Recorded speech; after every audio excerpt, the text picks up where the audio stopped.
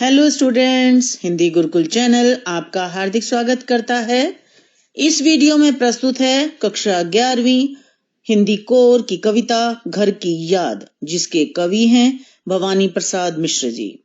छात्रों, सबसे पहले कविता का संक्षेप में परिचय जानेंगे और उसके बाद कविता से संबंधित भाव सौंदर्य और शिल्प सौंदर्य में आपको समझाऊंगी और अंत में प्रश्नोत्तर संबंधी चर्चा। तो आइए हम शुरू करते हैं। घर की याद नामक कविता के कवि भवानी प्रसाद मिश्र जी हैं। आपको बता भी चुकी हूं।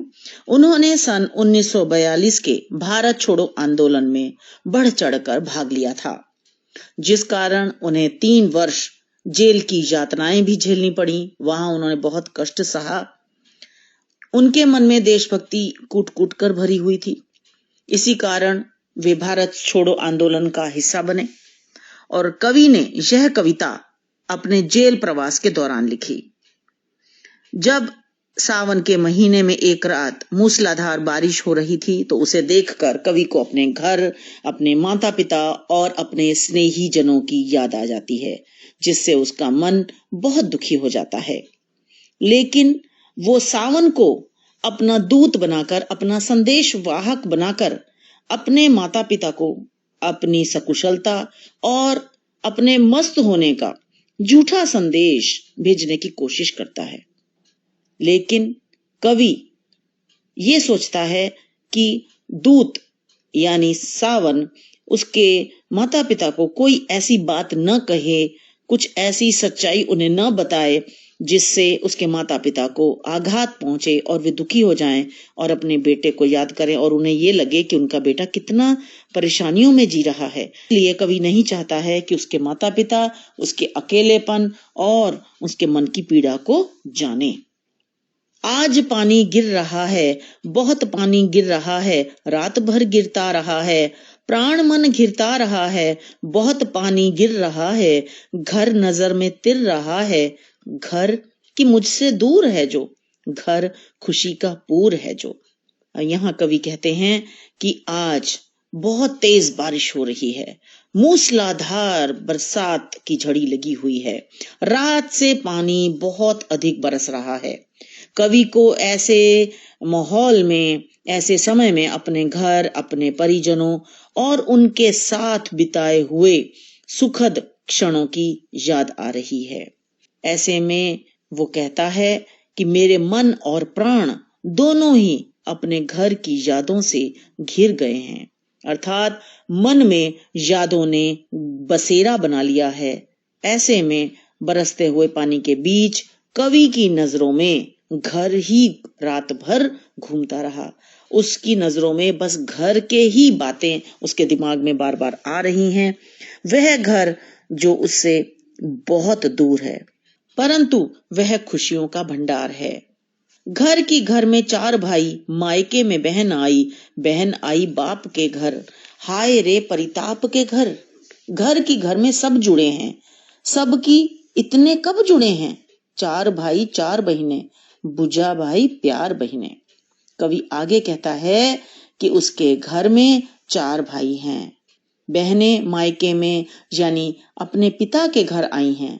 जब लड़की अपने माता पिता के घर आती है, मायके में आती है, तो वो ये समझ कर आती है कि वह ऐसे स्थान पर जा रही है जहां पर उसकी बचपन की यादें हैं और उसे बहुत खुशी मिलेगी।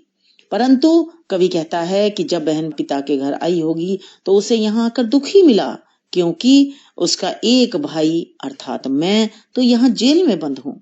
घर में आज सभी इकट्ठे हुए होंगे, सभी एकत्र होंगे, वे सब आपस में जुड़े हुए हैं। कवि आगे कहता है कि उसके 4 भाई और 4 बहनें हैं। उसके 4 भाई बहुत ही कर्मशील हैं, बलिष्ठ हैं और एक दूसरे का बहुत साथ देते हैं, एक दूसरे के सहयोगी हैं, और बहनें स्नेह का भंडार हैं। बहनें भाइयों पर, परिवार के अन्य सदस्यों पर बहुत प्यार लुटाती हैं। शिल्प सौंदर्य देखेंगे। सावन के महीने का स्वाभाविक वर्णन है। घर की याद आने के कारण स्वाभाविक अलंकार है। पानी गिर रहा है में यमक अलंकार है तथा आवृत्ति होने से अनुप्रास अलंकार है। घर नजर में तिर रहा है में चाक्षुष बिंब है। जब ये कवि इस तरह की बात करता है और ऐसा लगता है कि आंखों के सामने छवि उभर आई हो तो उसे चाक्षुष बिंब कहते हैं। जो इमेज, जो छवि आंखों के सामने उभर आए उसे चाक्षुष बिंब कहा जाता है। तो इस तरह से यहाँ कवि ने जो वर्णन किया है घर का, तो चाक्षुष बिंब है। खड़ी बोली में सहज और सरल अभिव्यक्ति है। भुजा भाई में उपमा और अनुप्रास दोनों अलंकार हैं। प्रश्न शैली का सुंदर प्रयोग है। संयुक्त परिवार का आदर्श उदाहरण है। और माँ बिन पढ़ी मोरी, दुख में वह गढ़ी मेरी। माँ की जिसकी गोद में सिर, रख लिया तो दुख नहीं फिर। माँ की जिसकी स्नेह धारा का यहाँ तक भी पसारा, उसे लिखना नहीं आता जो कि उसका पत्र आता। कवि कहते हैं कि इस बरसात में जब कवि को अपने सभी सदस्यों की, घर के सभी प्राणियों की याद आ रही है तो उसे माँ की बहुत अधिक याद आती है। उसकी माँ पढ़ी लिखी नहीं है, उसने बहुत कष्ट उठाए हैं, लेकिन वह बहुत स्नेहमयी है, बहुत ममतामयी है, ममता लुटाने वाली है। उसकी गोद में अगर सिर रख लिया तो फिर दुख का एहसास भी नहीं होता। माँ का स्नेह इतना व्यापक है, इतना विस्तृत है कि जेल में भी कवि उसे अनुभव कर रहा है। वह कहता है कि वह जो मेरी माँ है वह लिखना पढ़ना नहीं जानती क्योंकि उसे अक्षर ज्ञान नहीं है, इस कारण उसका पत्र भी नहीं आ सकता। पिताजी जिनको बुढ़ापा एक क्षण भी नहीं व्यापा, जो अभी भी दौड़ जाएं, जो अभी भी खिलखिलाएं, मौत के आगे ना हिचकें, शेर के आगे ना बिचकें, बोल में बादल गरजता, काम में झंझार लरजता। कवि अपने पिता के विषय में बताते हुए कहते हैं कि वे अभी भी बहुत चुस्त हैं, बुढ़ापा उन्हें छू तक नहीं गया। बुढ़ापे के जो चिन्ह होते हैं वे उनमें अभी नजर नहीं आते हैं। वे आज भी दौड़ लगा सकते हैं और खूब खिलखिलाकर हंसते हैं। वे बहुत ही अधिक साहसी हैं कि मौत के सामने भी हिचकते नहीं हैं। शेर के आगे ना बिचके का मतलब है, और शेर के सामने आने पर भी वे भागेंगे नहीं, वे डरेंगे नहीं। उनकी वाणी में बहुत ओज है। बादल गरजता का मतलब है बहुत ओज है, ओज वाली वाणी है उनकी, उसमें बादल के समान गर्जना है। जब वे काम करते हैं तो उनसे तूफान भी शर्मा जाता है। काम में झंझा का मतलब है तूफान, तूफान भी उनसे शर्म खा जाता है। अर्थात वे इतनी तीव्र गति से काम करते हैं, वे इतने अधिक फुर्तीले हैं। शिल्प सौंदर्य देखिए, माँ के स्वाभाविक स्नेह और पिता के साहस व उनकी जीवन शैली का सुंदर व स्वाभाविक चित्रण किया है। माँ की गोद में सिर रखने से चाक्षुष बिंब साकार हो उठा है। पिता के वर्णन में वीर रस का आनंद मिलता है। अभी भी की आवृत्ति में अनुप्रास अलंकार है। बोल में बादल गरजता तथा काम में झंझार लरजता में उपमा अलंकार है, क्योंकि तुलना की गई है। खड़ी बोली में सहज और सरल अभिव्यक्ति है। आज गीता पाठ करके, दंड 260 करके, खूब मुगदर हिला लेकर, मूठ उनकी मिला लेकर, जबकि नीचे आए होंगे, नैन जल से छाए होंगे, हाय पानी गिर रहा है, घर नजर में तिर रहा है। कवि अपने पिता के विषय में आगे बताते हुए कहते हैं कि आज भी उनके पिताजी ने रोजाना की तरह भगवत गीता का पाठ किया होगा और उसके बाद 260 दंड बैठक लगाकर उन्होंने मुगदर को, जो जिम में इस्तेमाल करते हैं और एक्सरसाइज करते हैं, उसको मुगदर कहा जाता है। एक तरफ से मोटा गोल सा गुंबद सा बना होता है, गोल सा बना होता है, और एक तरफ बेलन की तरह से बना होता है। उसे हाथ में पकड़ के लोग करते हैं। मूठ बनी होती है, मूठ से पकड़ते हैं उसको। तो इस तरह से वो कह रहा है कि मुगदर को दोनों हाथों से हिलाकर और उनकी मूठों को हिलाकर पिताजी ने रोजाना की तरह व्यायाम किया होगा, एक्सरसाइज की होगी। जब वे घर के फिर ऊपरी हिस्से से नीचे आए होंगे तो उनकी आंखों में पानी आ गया होगा। उन्हें मेरी याद आई होगी और मुझे न पाकर उनकी आंखें नम हो गई होंगी। इस तरह से कवि कहता है कि मुझे घर की बहुत याद सता रही है, घर ही आंखों में बार बार आ रहा है। चार भाई चार बहिने, भुजा भाई प्यार बहिने, खेलते या बखड़े होंगे, नजर उनको पड़े होंगे। पिताजी जिनको बुढ़ापा एक क्षण भी नहीं व्यापा, रो पड़े होंगे बराबर पांचवें का नाम लेकर। कवि कहते हैं कि घर में यूं तो चार भाई और चार बहनें हैं जो सुरक्षा और प्यार में बंधे हैं, आपस में एक दूसरे के साथ खेलते भी हैं और एक दूसरे से अपने मन की बात भी करते हैं, प्यार भी जताते हैं। जब पिताजी ने उनको आपस में खड़े हुए, आपस में बातचीत करते हुए, खेलते हुए देखा होगा तो उनको देखकर उन्हें अपने पांचवें पुत्र अर्थात मेरी याद भी आई होगी, जिस कारण वे उदास हो गए होंगे। मेरे वे पिताजी जिन्हें बुढ़ापा छू तक नहीं पाया है, कवि का नाम लेकर वे रो पड़े होंगे। शिल्प सौंदर्य पिता के संस्कारी रूप, स्वस्थ शरीर व भावुकता का वर्णन है। दृश्य बिंब है। संयुक्त परिवार का आदर्श रूप प्रस्तुत किया गया है। भुजा भाई में उपमा अलंकार और अनुप्रास अलंकार है। भुजा भाई का मतलब है कि सहारा देने वाले, भाई एक दूसरे का सहारा बनते हैं, तो इसलिए उपमा अलंकार है क्योंकि तुलना की गई है। खड़ी बोली में सहज और सरल अभिव्यक्ति है। शांत रस है, मुक्त छंद है, वात्सल्य रस है। पांचवा मैं हूं अभागा, जिसे सोने पर सुहागा, पिताजी कहते रहे हैं, प्यार में बहते रहे हैं, आज उनके स्वर्ण बेटे लगे होंगे उन्हें हेटे, क्योंकि मैं उन पर सुहागा बंधा बैठा हूं अभागा। और माँ ने कहा होगा, दुख कितना बहा होगा, आंख में किस लिए पानी, वहां अच्छा है भवानी, वह तुम्हारा मन समझकर और अपनापन समझकर गया है सो ठीक ही है, यह तुम्हारी लीक ही है, पांव जो पीछे हटाता कोख को मेरी लजाता, इस तरह हो वो न कच्चे, रो पड़ेंगे और बच्चे। कवि कहते हैं मैं उनका पांचवा भाग्यहीन बेटा हूं, और कवि कहता है कि मैं उनके साथ नहीं हूं, परंतु पिताजी को कवि अर्थात भवानी जी से ही सबसे ज्यादा लगाव है, प्यार है। तो वे कहते हैं कि आज पांचवा बेटा उनके साथ नहीं है, परंतु पिताजी को वही सबसे प्यारा है। जब भी कभी कवि के बारे में चर्चा चलती है तो वे भाव विभोर हो जाते हैं। पिताजी कहते रहे हैं का अर्थ है कि पिताजी से जब भी कोई बात करता था, जब भी इस विषय में बच्चों के प्यार के बारे में बात होती थी, तो पिताजी हमेशा भवानी जी को लेकर उनकी बात करके प्यार में बहुत कुछ कह जाते हैं, भाव विभोर हो जाते हैं। और आज उन्हें अपने सोने जैसे बेटे भी तुच्छ लगे होंगे। उनके सारे बेटे ही अच्छे हैं, वे सभी सोने के समान चरित्र वाले हैं, आचरण वाले हैं, लेकिन आज वे सब भी उन्हें तुच्छ लगे होंगे, क्योंकि उनका सबसे प्यारा बेटा उनसे बहुत दूर है, जेल में बंदी होकर बैठा हुआ है।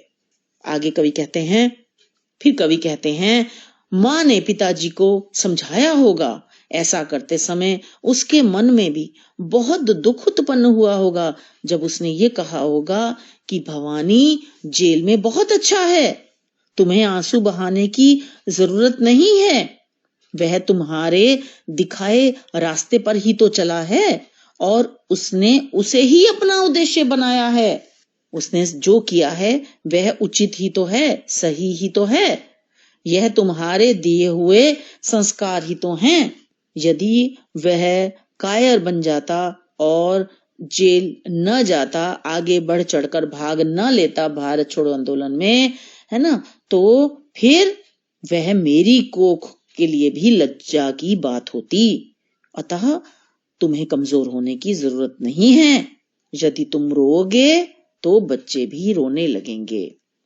इसमें ये बात बताई गई है कि माँ हालांकि बहुत दुखी होंगी अंदर से अपने पुत्र भवानी के जेल जाने के कारण, परंतु उन्होंने अपने दुख को अपने मन में रोक कर, अपने मन में समेट कर, है ना, और पिता से कहा होगा कि बहुत अच्छा है, आप क्यों रोते हैं।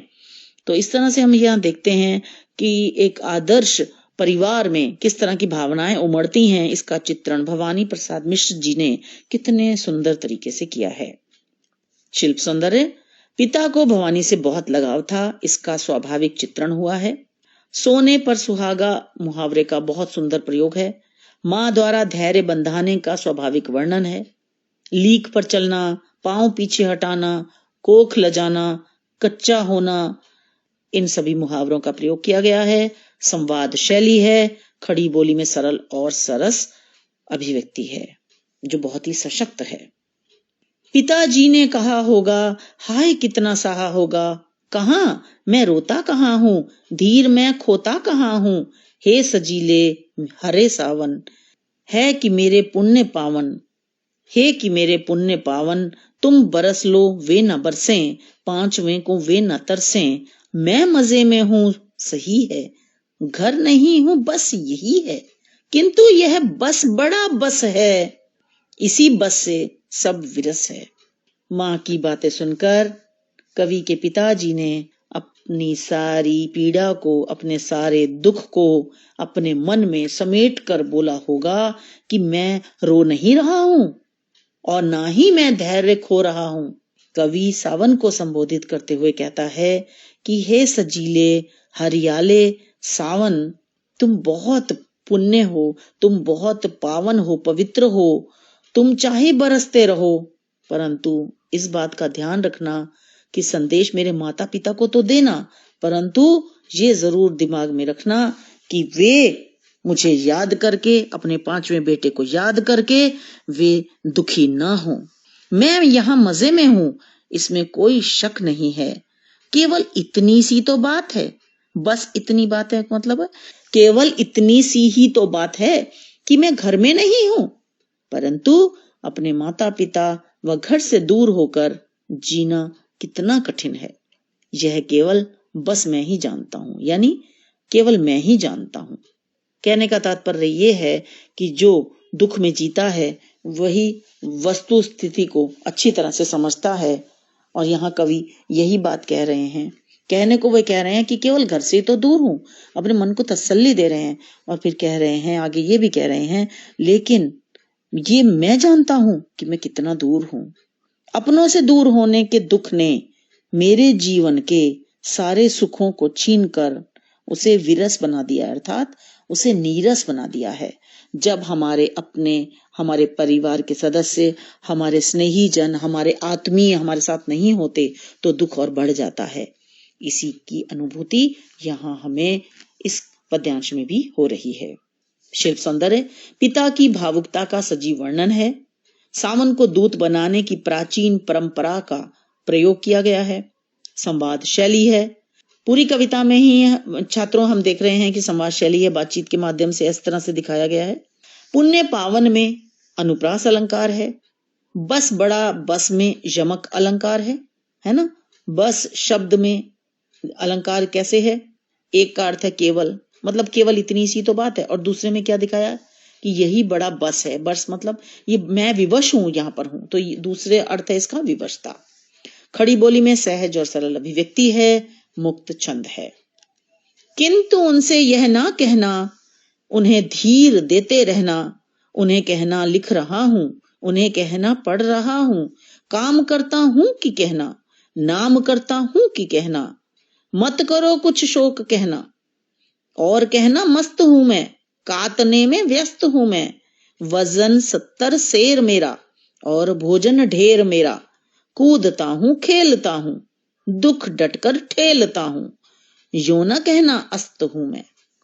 कवि आगे फिर सावन से ये विनय करते हैं, कहते हैं कि तुम मेरे माता पिता से मेरे कष्टों के बारे में मत बताना, तुम उन्हें धैर्य देते हुए यह कहना कि मैं जेल में भी पढ़ रहा हूं, साहित्य लिख रहा हूं और यहाँ काम भी करता हूं तथा देश के लिए, देश का नाम, परिवार का नाम रोशन कर रहा हूं। और ये भी कहना कि मैं यहाँ इस तरह से रहता हूं, मेरा आचरण इतना अच्छा है कि सब लोग मुझे यहाँ पर चाहते हैं। उनसे इस तरह की कोई बात ना करना जिससे उन्हें शोक का अनुभव हो। शोक होने वाली कोई बात मत कहना उनको। उन्हें यह भी बताना कि मैं यहाँ बहुत मस्त हूं, अर्थात बहुत सुखी हूं। मैं यहाँ सूत काटने में व्यस्त रहता हूं। मेरा वजन भी 70 सेर है। छात्रों, पहले जमाने में किलो की जगह सेर होते थे, तो इसी तरह ये तभी यहाँ पर ये कविता बहुत पहले लिखी गई, तो इसीलिए कवि ने यहाँ पर शेर की बात की है, किलो की बात नहीं की। 70 शेर हो गया है मेरा वजन, है ना, और मैं ढेर सारा भोजन करता हूँ। हालांकि जेल में तो कैदियों को बहुत ही कम भोजन दिया जाता है, तो लेकिन फिर भी यहाँ कवि यही संदेश देना चाह रहे हैं कि मेरे माता पिता को, हे सावन, तुम ये कहना कि मुझे बहुत ढेर सारा भोजन मिलता है खाने के लिए, मैं यहाँ खेलता कूदता हूँ और दुख को अपने नजदीक भी आने नहीं देता, मैं यहाँ बहुत मस्त रहता हूँ, और अगर कोई दुख भी आता है तो मैं उसे ठोकर मार देता हूँ। यानी मैं इतना साहसी हूँ, इतना मौज मस्ती में रहता हूँ। परंतु उन्हें ये बात बिल्कुल मत कहना कि मैं डूबते सूर्य के समान निस्तेज हो गया हूँ, अर्थात मेरा शरीर बहुत कमजोर हो गया है, ये बात उन्हें मत बताना। शिल्प सौंदर्य देखें, कवि के संदेश का सुंदर वर्णन है। सावन का मानवीकरण किया गया है। कहना शब्द की आवृत्ति मनमोहक बनी हुई है। कामकर्ता की कहना में अनुप्रास अलंकार है। खड़ी बोली में सहज और सरल अभिव्यक्ति है।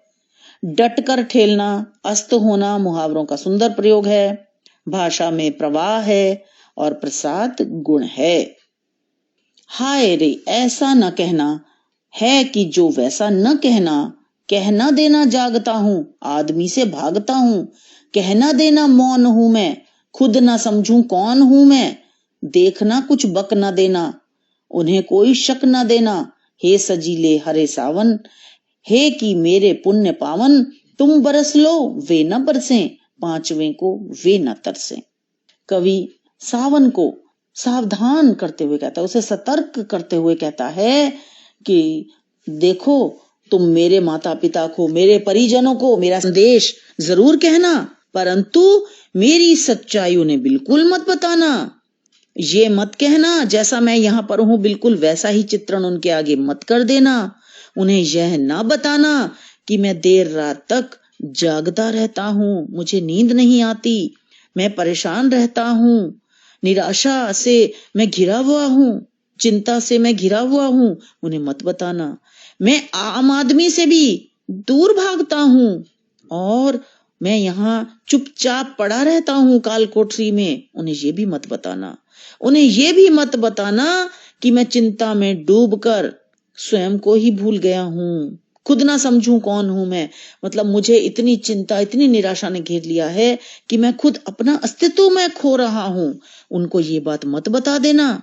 देखना कुछ बक ना देना, कोई ऐसी बात है उनसे बिल्कुल मत कर देना जिससे कि उन्हें कोई शक हो कि मैं यहाँ पर इस हालत में हूँ, इतना दुखी हूँ, उन्हें ये बिल्कुल शक मत होने देना। हे सावन, तुम पुण्य कार्य में लीन हो, तुम ये पुण्य का काम कर रहे हो, संदेश पहुंचाने का, और तुम जिस तरह से पूरी धरती पर बरस कर उसे प्रफुल्लित करते हो, तो तुम खुशियां बांटते हो, तुम इस तरह का, इस प्रकार कोई भी शक उन्हें बिल्कुल मत देना कि मैं यहाँ यातनाएं झेल रहा हूँ, मैं यहाँ दुखी हूँ।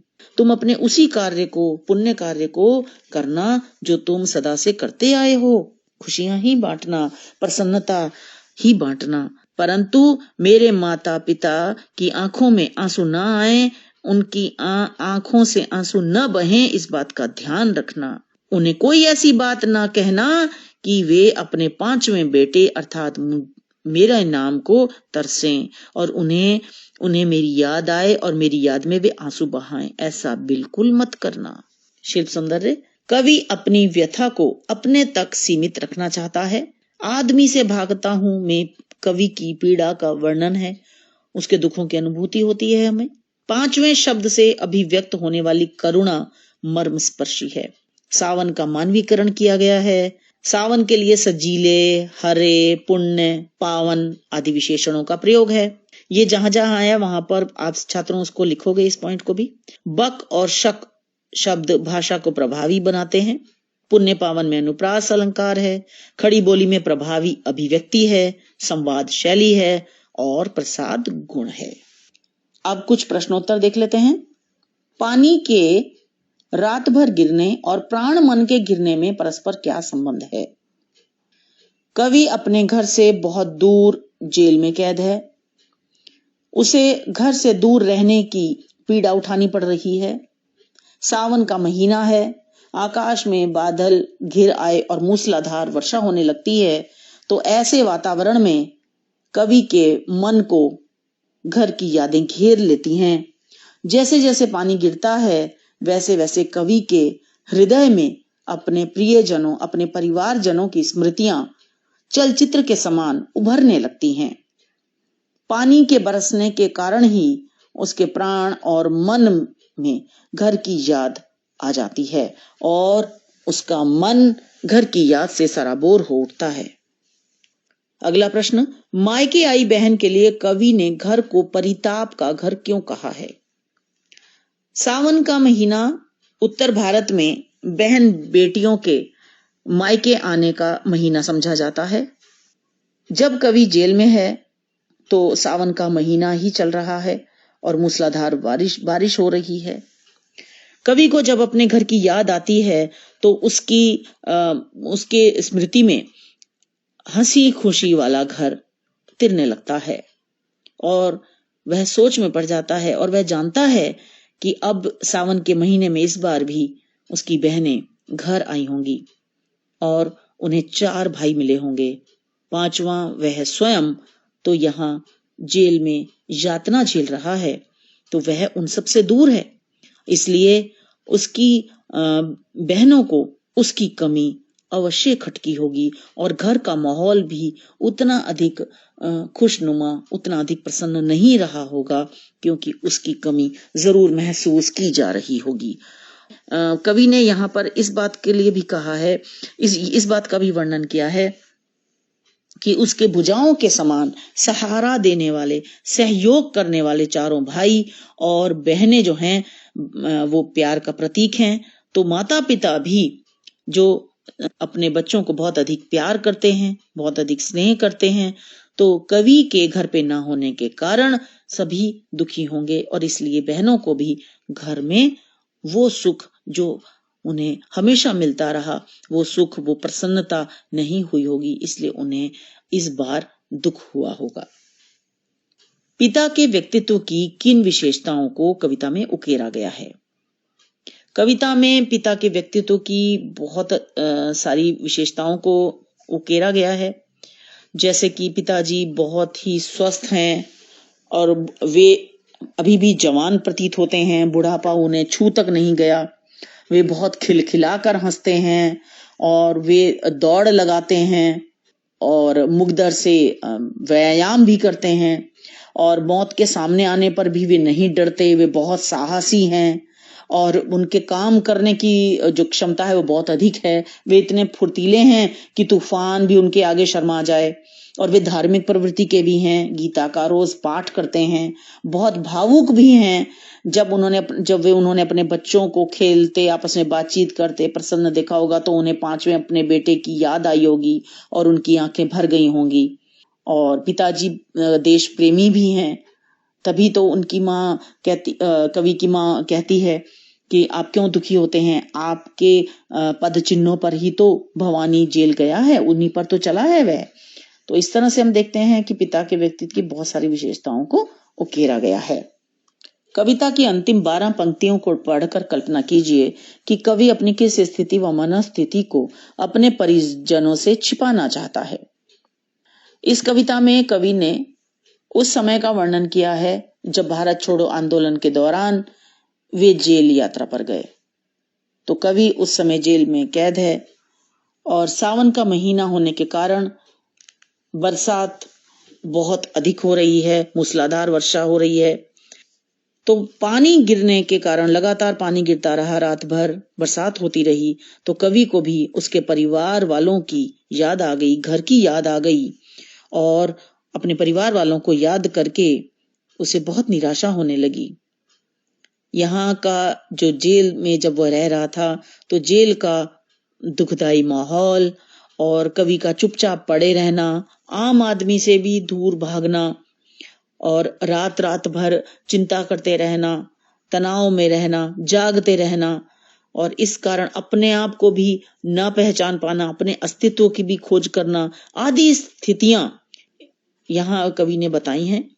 कवि जो है वो सावन को भी ये कहता है कि मैं इस तरह से ये स्थितियां तो झेल रहा हूं, परंतु ये मेरी स्थितियां, जो मेरी वास्तविक स्थिति है, वो मेरे परिजनों से मत कहना। और वह उसे सावधान भी करता है, चेतावनी भी देता है कि ये सच्चाई जो मैं यहाँ झेल रहा हूं, ये मेरे परिवारजनों से, मेरे माता पिता से बिल्कुल मत कहना तुम, बल्कि उन्हें इस तरह से बात करना कि जिससे मेरे परिवार वालों को ये संदेह न हो कि मैं कितनी यातना झेल रहा हूँ, बल्कि उन्हें ये एहसास हो कि मैं यहाँ बहुत मजे में हूँ और मुझे बहुत सारा खाना मिलता है, भोजन मिलता है, सब मुझसे बहुत प्रसन्न है, बहुत खुश हैं, वजन भी मेरा 70 सेर हो गया है। तो जिससे कवि ये बात इसलिए कहना चाहता है क्योंकि वह अपने माता पिता को, अपने परिजनों को दुखी नहीं देख सकता, वह चाहता है कि वे प्रसन्न रहें, खुश रहें। तो ये तो थी कविता और उससे संबंधित भाव सौंदर्य, शिव सौंदर्य और प्रश्नोत्तर संबंधी चर्चा। मुझे आशा है कि आपको पसंद आया होगा। अन्य पाठों के लिए इस वीडियो के नीचे डिस्क्रिप्शन जरूर देखें। इस वीडियो को लाइक करें, दोस्तों के साथ शेयर करें और अगर अभी तक चैनल सब्सक्राइब नहीं किया है तो तुरंत सब्सक्राइब करें। तो मिलते हैं अगली वीडियो में। धन्यवाद।